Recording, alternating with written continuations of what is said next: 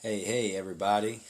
Welcome to March 31st live COVID update briefing with Council President Brandon Scott. We are going to allow people to join us for a second here. Good evening to everyone. Thank you for joining us for this daily briefing with Council President Brandon Scott.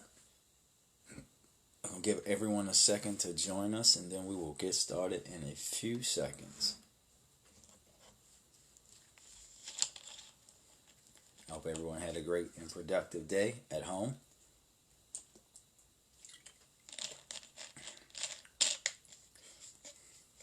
Good evening, good evening.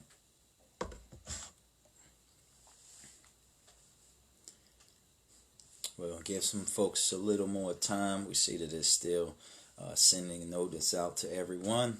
So we'll give people a little bit more time to join us and then we will get started in just 1 second.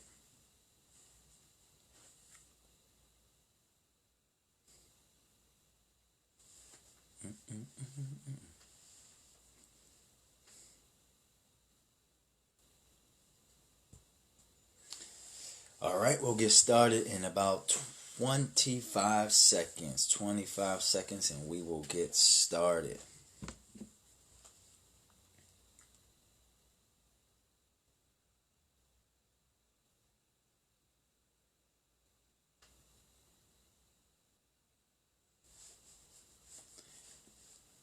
All right. Thank you, everyone, for joining me for another live COVID-19 update.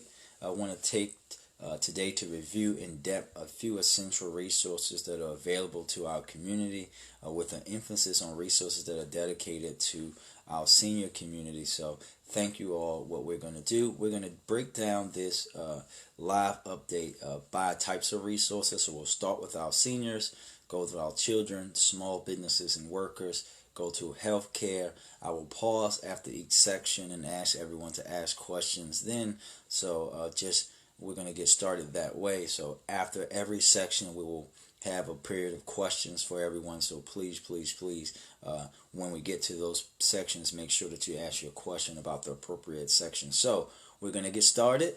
Before I begin talking about COVID-19, I want to give you all some updates what's happening with the council and with my office as a whole. The Board of Estimates will be meeting again virtually tomorrow morning at 9 a.m.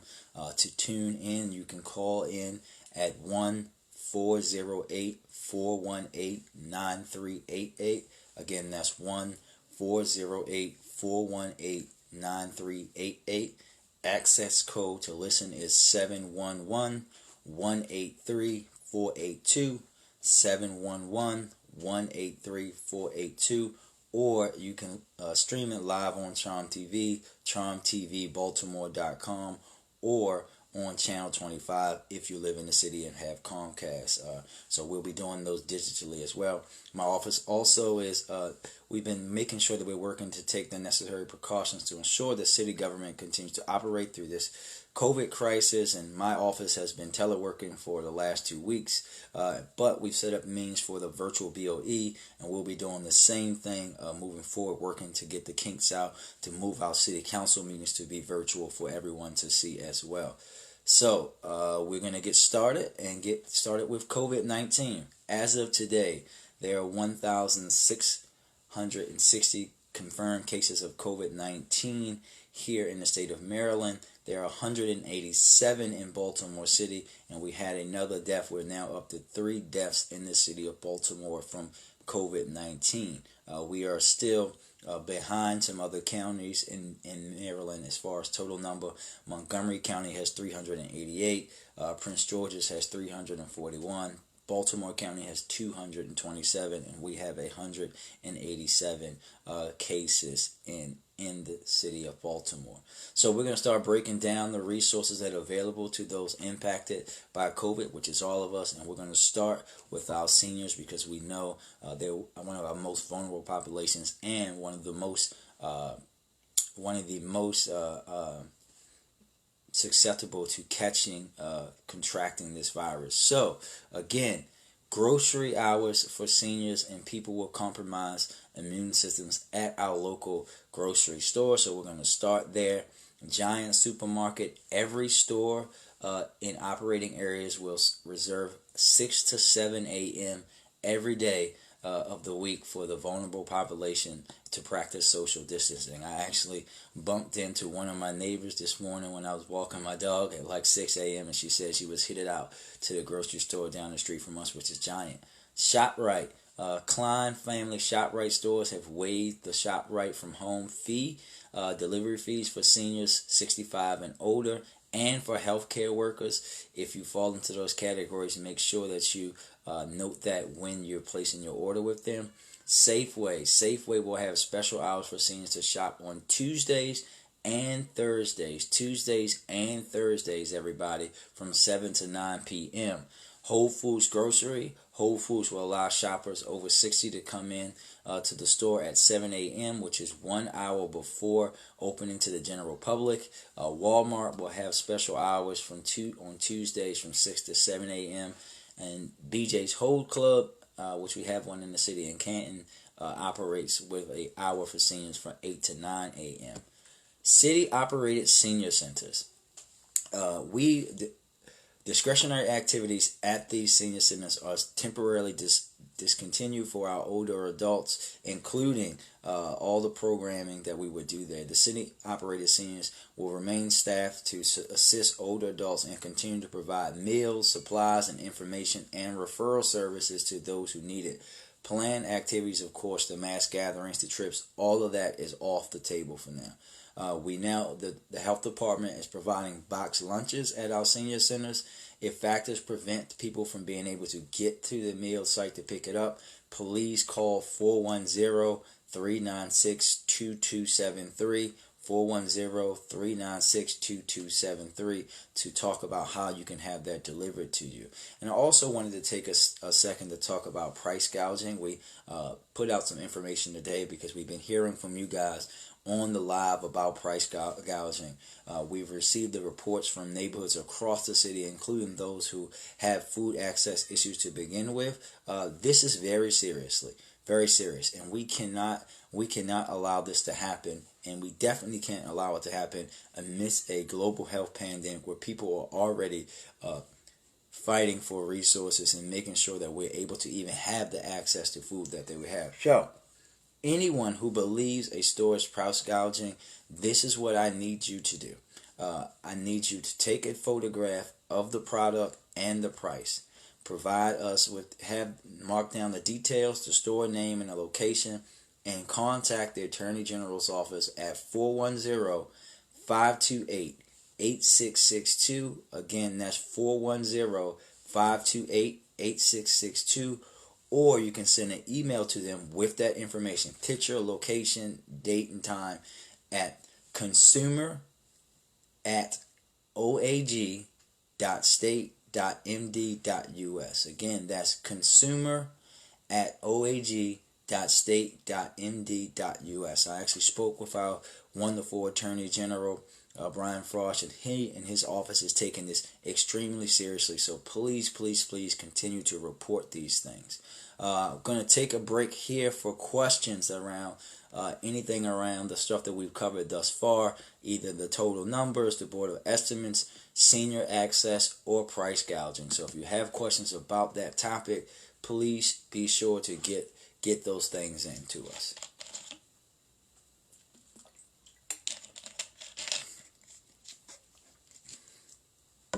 So what about, if you're a person at risk that is not 16 over, remember these places are doing this for people with compromised immune systems and seniors. So if you have those pre-existing conditions, these things are for you as well.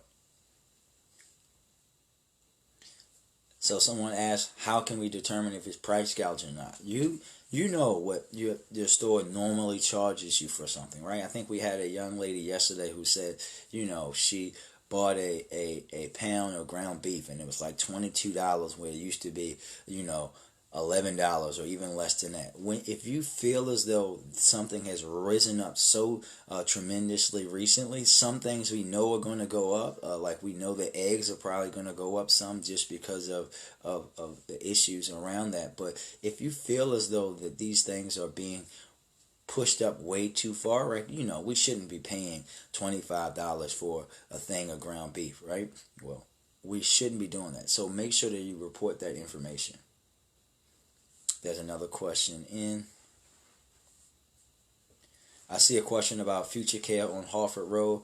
I will be having a conversation with the health department actually after this, so we will have a update for you about that tomorrow, and we'll probably put some information out on the internet before that.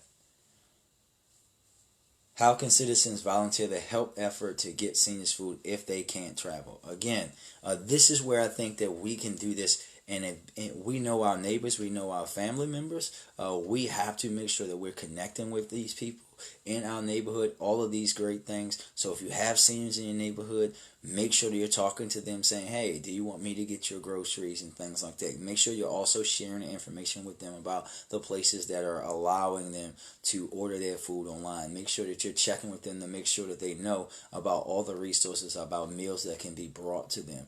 All of these things, make sure that they know that most pharmacies now will ship them their medications. All of these things are things what we are going to be pushing for us to do, and of course we have to start with our own family. I had another conversation with my grandfather a few days ago about whenever he needs something, right? Same thing with my grandmom. Whenever they need something, don't go out.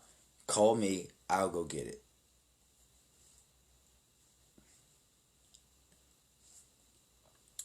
All right.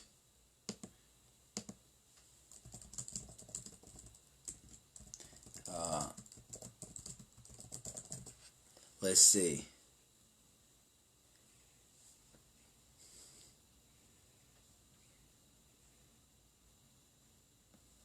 All right. So we know that again, these are the hours that are in the beginning of the store. If they're opening an hour before, we know that these things that the stores are trying to enforce these things as much as possible, and they're also asking people to just be respectful of that as well. So we different stores are handling it a different way, and actually the truth is when you talk about grocery store to store, manager to manager is going to be a little different as well. But they are trying to make sure as much as possible that these hours are limited to these individuals that are there to try to help stop the spread of COVID.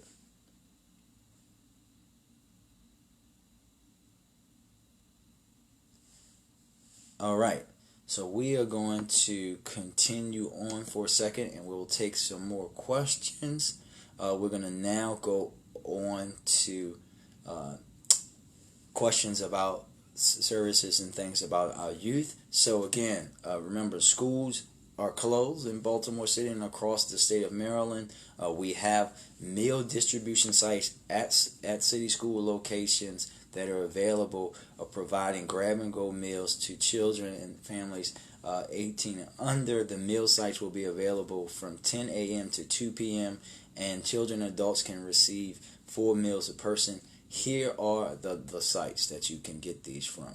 Again, City Neighbors Hamilton, Mary G. Mary G. Faring, and we'll share this information again as well.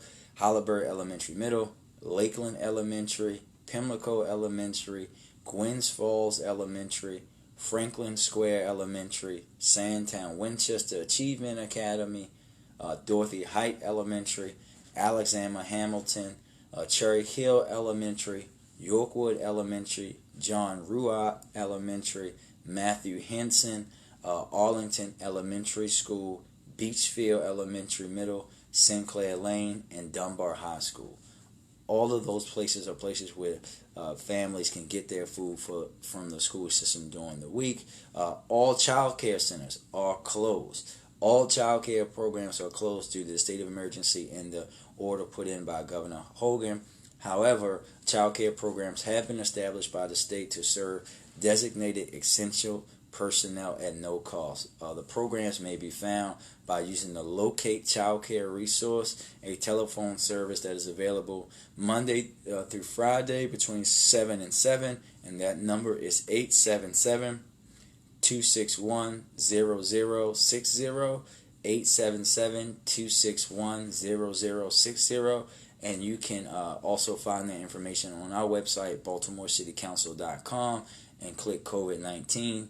Essential personnel includes healthcare providers, public health employees, law enforcement, correctional employees, firefighters, EMT, government employees that are required to work, employees, representatives of insurance carrier, National Guard personnel, staff and providers of child care / education services, and custodial staff, food distributors, transportation, gasoline service station operators, critical infrastructure employees like water and those kind of things, personnel of other institutions ordered to remain open, and people of that work for the state superintendent of schools.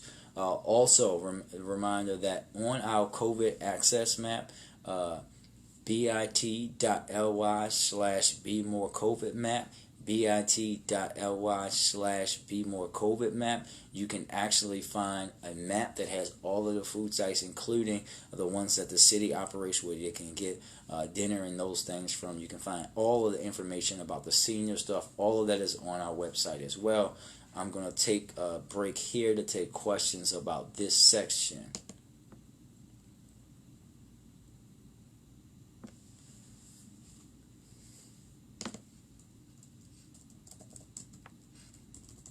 All right, let's see. Someone said the stay-at-home order. I'm going to address that right now. Again, the stay-at-home order is simply this: when you do not have to go out for work, if you're not going out to the grocery store or the pharmacy or to go care for someone in your family that you have to care for or to walk your dog, then there is no reason for you to be out. Other than that, you can't just go visit your friend because you missed them, and you shouldn't be doing that anyway because it's unsafe to do that. None of those are the things that you should be doing. We all should be doing the right thing, staying at home like I am right now. I actually worked from home all day today because it was not necessary for me to do work in City Hall. We should stay home at all costs, practicing physical and social distancing at all costs. Do it like your life depends on it, like your friends, like your family's lives depend on it, because it's the right thing. Because also now, if you are caught in violation of it, you can be fined, you can be sent to jail. We've seen now, you guys have heard me talk consistently about people having these parties. You've seen now twice in the state of Maryland where people have been dealt with in law enforcement for having these parties at their house in violation of this order. We have to continue to practice this. Take this very, very seriously. Very, very seriously. Let's see. If someone has a question about food pantries, send us a direct message so that we can figure out what exactly you want to know, their food pantries and which ones and all of those kind of things. We will follow up with you directly. All right. Let's see, and also a reminder that you can, that our young people, that their schoolwork, right, is available on the city schools website. You can pick that stuff up in person too. Just contact your local school. They will tell you how to do that as well. All right, we're going to continue on. So we're going to move to resources available to small businesses and workers. So BDC, the Baltimore Development Corporation, is coordinating with the city and state to identify resources available for businesses. We are going to post the link right now into both of the chats where you can, we're doing a survey, so we're monitoring that. So we're going to post the bit.ly link for that into the chat so everyone can see that. Small businesses can now apply for SBA emergency loans with 30-year terms for up to $2 million depending on your circumstances. If you prepaid sales and use tax for March, you can also qualify for a refund. For more information on both of these things, please, if you're a small business owner, call 260-4020, 410-260-4020. The Maryland Healthy Workers Family Act. The Department of Labor's Division of Labor and Industry enforces the act, and which may be useful for employees who need to take off to work due to COVID-19. To learn more about the law and for more information about how you would go about that, please call 410-767-2335. We're going to put the information here too, and they also have a email address. It's ssl.assistance@maryland.gov, ssl.assistance@maryland.gov. We're going to make sure we have all the information for you guys as well. Let's see here. Temporary layoff. If someone is experiencing temporary, permanent, or permanent layoff, the Department of Labor Unemployment Insurance Bulk Claim can open uninsurance claims for all affected employees. Businesses should call 410-767-3252. Everyone, we know that you can file for this stuff now. We're going to continue to advocate on the federal level for increased unemployment insurance for everyone. We're going to not let that go. What they did was great, but it's not enough. We have to continue to push. We know that this is going to have devastating impacts on the economy. It's going to change the way that we operate. It's not, this is not going to be easy, but we have to work to make sure that we are helping families and workers across our city to make sure that we are doing all that we can to make sure that they are looked after for and cared for throughout this process, because no one asked for this. No one saw this coming. This was something that just came, boom, in the blink of an eye, and we have to figure out how we're going to make up to everyone. All right, I'll take a break for questions about that subject. Any questions there? All right.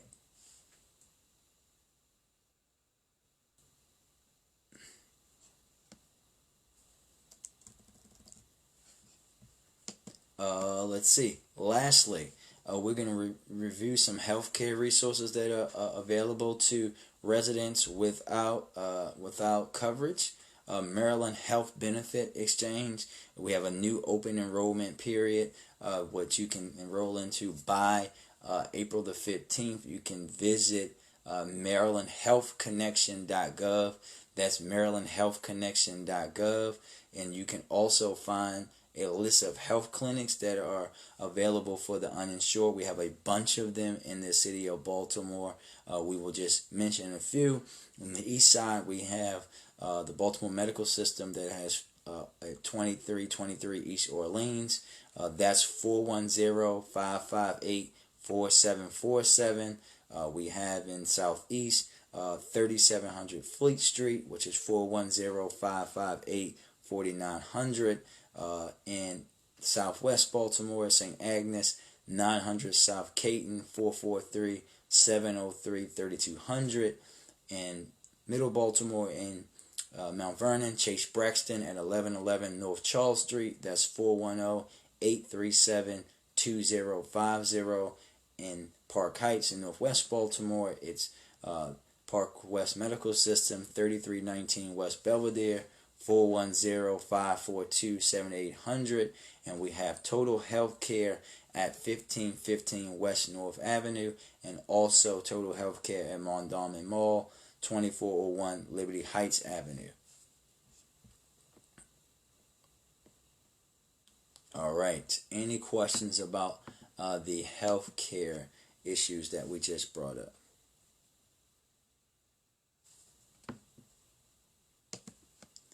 So if someone asked about someone living alone and help support for mental health, we would ask that you send us a direct message, and we're going to reach out to you directly to make sure you have the connection that you need. We will do that as soon as this is over. But thank you for that. Any other questions about the healthcare resources portion? All right, we're going to continue now. Um,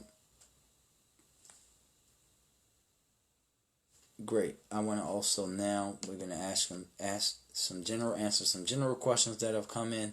Uh, how can citizens volunteer to help? We put that information. We're going to continue to put that information out. One of the things we know that we need is a lot of blood.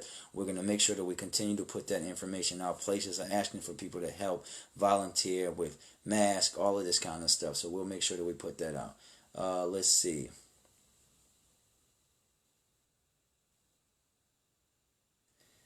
So, the question about how long the stay-at-home order will be in effect. The answer is we don't know. It's going to be in effect as long as it needs to be in order for us to make it through this crisis without with reducing the number of people that are going to die.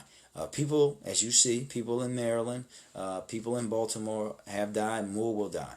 But the more people adhere to the advice of staying at home, being safe, practice social distancing, washing your hand, washing surfaces, washing your clothes, washing your door handles, everything that you can do to not interact with other people and help slow the spread of this virus, that's what's going to determine it. This is not going to be something determined by a calendar or a holiday like President Trump said. This is going to be guided by public health professionals, and I can't say that enough. So people who are uncomfortable, get comfortable, because we are going to be operating like this for the foreseeable future, and it's the right thing to do because we have to save people's lives.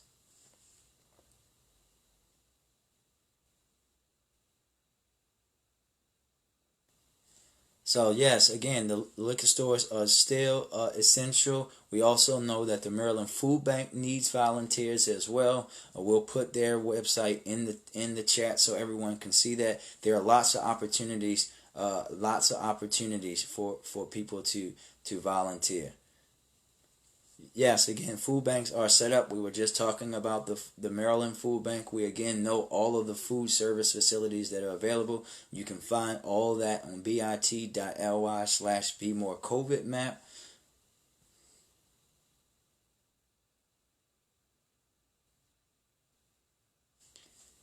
Solid waste workers start working before most people get up. So how the ones with conditions that put them at high risk supposed to shop for food? So again, also remember when people are in this kind of position and they are at risk, we should be having a conversation with them and their union representation about their job and what they're doing in the first place. So if you know people in that position that are in solid waste and DPW, send us a direct message so that we can follow up. And then also, this is why it's also important for us to know those individuals so that we're working with their family and everyone else to figure out how we can help them through this process, giving them access again to the online grocery things, all of those things as well.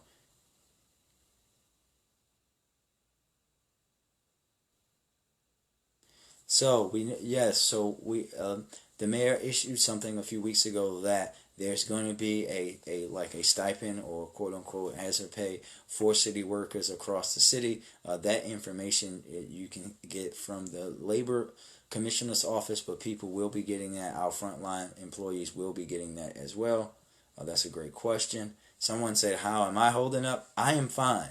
I'm feeling good. I am feeling very healthy, trying to keep you guys healthy, keep you informed, trying to fight for you guys each and every day, figuring out new ways for us to push, I'm thinking about all night long, right? So I don't go to sleep. I'm thinking about how problems that no one else has thought about, solutions to those problems, how we can work together, what things that we need to do to keep us safe, but then also trying to also spend time focus on the other things that we need to do, keeping the city moving, right? Also focusing on this gun violence epidemic that we have in the city. I had a long conference today, asking questions and pressing our police department today about violence in Baltimore, how they're going to deal with that during this pandemic as well. Like, because that also, we cannot lose sight of that in this COVID-19, right? Because people unfortunately are still dying. We still have families that are losing their sons and daughters, right? We still have cowards who think it's okay to shoot a woman in her car, right? There's so much stuff that is going on in the city that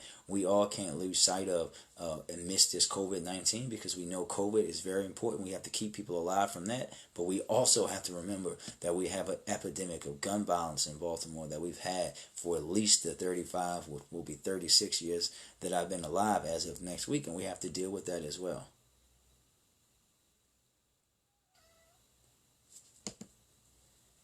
Again, so about face masks, right? So what we know about the mask again is that when folks are out wearing the mask, etc., etc., we know that when what it does is help you not to spread it to other people. They're inconclusive about whether it protects you, but if you have a mask, wear it. Wear your mask. If you have a mask, especially if you have one of the ones that we are providing to our first responders, absolutely wear that. Wear gloves if you have them. Like, cover everything, because we know how the virus is spread, and we have to make sure that we're protecting ourselves as well. So this is something that I talked about today. We have to. This is why you guys see, right? And this is something very important. If we want to not have the issues that we see other cities having with our first responders, we also have to, again, change the way, alter the way that we operate. So you've seen for years, you guys have seen me call out about how we have to move like other cities around the country have done in reporting minor things online or on the phone and not requiring a police officer to come out, right? Well, now we absolutely have to do that even more, because we know the more people they interact with, the more likely they're going to contract it, right? So if you have a minor issue, vandalism, someone busted your car window, someone stole your charger out of your car, change, someone threatened you online, all of that kind of stuff, I implore you to report that online at baltimorepolice.org, or when you call it in, ask to report it through the telephone reporting unit, because every time you do that, it's going to help us save man hours, keep our officers healthy, because we want them out there right now focusing on making sure that people's lives and property are being protected, and that they're focusing on these people who are violent with guns in the city. That's where their focus needs to be right now. And we know what that means. We know how we can actually calculate down to how many hours of time it saves when line a minor crime online. So that's a great question.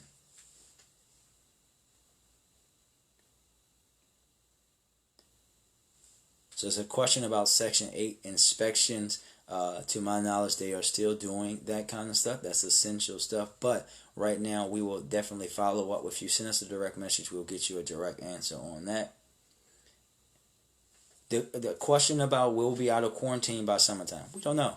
The truth is, again, we do not know when we're going to be out. But I do know this: if people continue to go outside and have parties at their house and invite people over, or have big Easter dinner, or have people over for Passover, or have, I can't have a graduation, I'm going to have a graduation at my house, or I'm going to have a little prom in my house and invite my friends and my child and their friends over, then we won't be. Right? Stay at home. Stay separate from everyone. It's hard. It's tough. It makes us change the way we live our lives. But you cannot be alive. That's how serious this is. You can die. Your friends can die. Your family can die. Look at what's happening across the world. So sit down, stay at home right now, and take this seriously.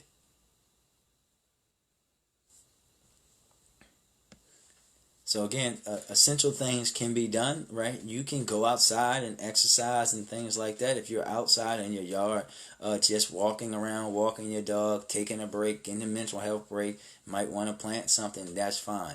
But do not do that in groups. Do not stay out there and just say, oh, I'm going to go outside. My whole family, we're going to go outside and just be in these large groups. Just be respectful of the order at every turn.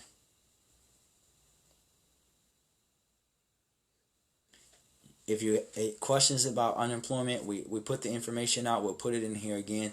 Make sure that you're calling that in now. We are going to continue to pressure. We know that the claims are through the roof, to try to pressure both with the state and the federal government to get the direct payments that they approve, to get that stuff out to people as soon as possible so that people can benefit from it. So thank you for those questions. This stuff that we just talked about are just a handful of resources that are available. We're always posting resources on our social media pages. You can think of my office like as a master resource. We're always happy to take your questions and direct them to the appropriate agency. If not, if we can't directly answer them for you. Also want to remind everyone that 211 is available around the clock for your questions and concern. And I'm going to take another final pause before we end to see if there are any other questions.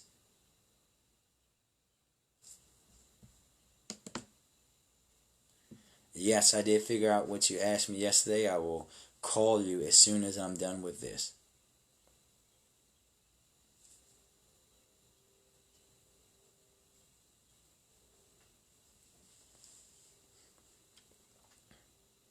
Any other questions, anybody?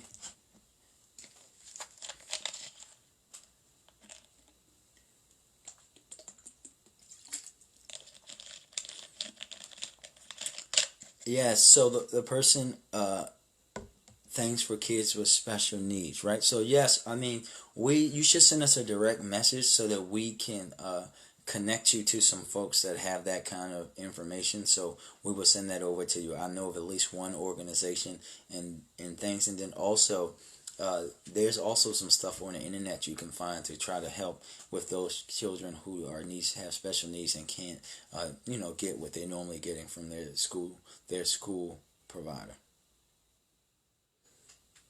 All right. Well, thank you, everybody. Thank you for joining us for another live. We'll see you guys again live tomorrow. Be sure to turn into the Board of Estimates meeting tomorrow morning, and we will see you tomorrow evening. Stay safe, everybody, and stay at home.